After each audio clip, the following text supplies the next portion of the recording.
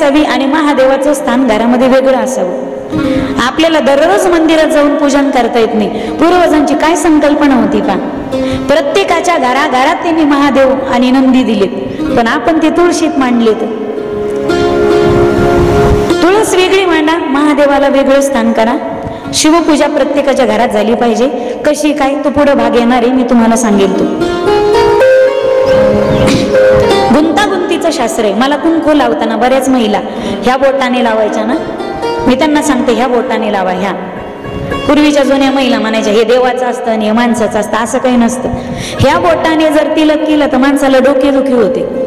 ह्या बोटाने जर एखाद्याला तुम्ही कुंकू लावलं तर हे बोट फक्त तर्पणासाठी वापरायचं, पितरांना अंगठ्याने पाणी देतात।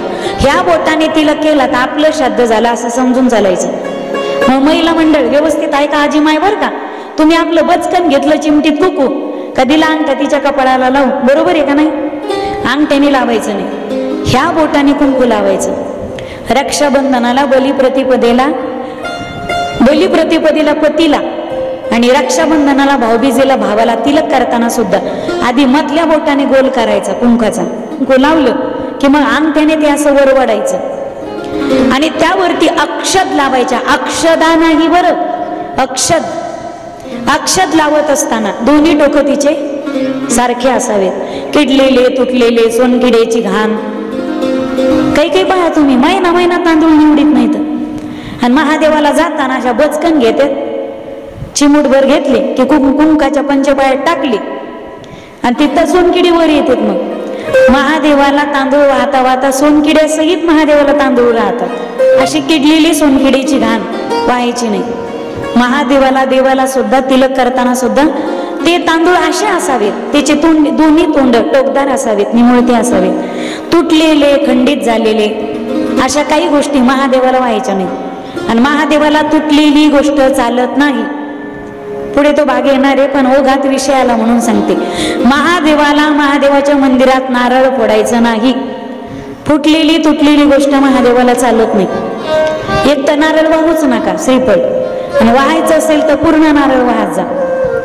खंडित झालेली, ज्यावेळी गणपतीचं मस्तक उडवलं ना गणेशाचं, त्याला गजेंद्राचं मस्तक बसवलं हत्तीचं, त्यावेळी भगवान भोलेनाथ म्हणतात की इथून पुढे झाला मला जो कोणी खंडित वस्तू अर्पण करीत, मला पूर्ण वस्तू अर्पण करावी। खंडित वस्तू अर्पण केली की मग भगवान शिवजीचा क्रोध होतो।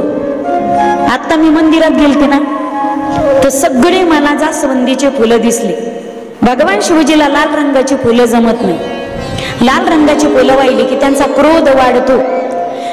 लाल रंगाचं जास्वंदीचं फुल हे गणेशाला प्रिय। तुम्ही गणपती बाप्पाला वाहा जास्वंदाचं फुल, आणि तुम्हाला पार्वतीला व्हायचं असेल तर डाव्या बाजूला शिवपिंडीच्या खाली वाहा, डाव्या बाजूला असते।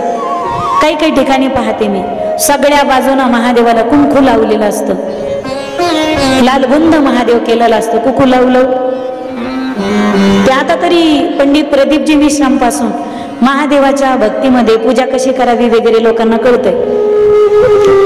महादेवाच्या पिंडीला तुम्ही चंदन लावू शकतात, चंदन लावू शकतात, भस्म लावू शकतात।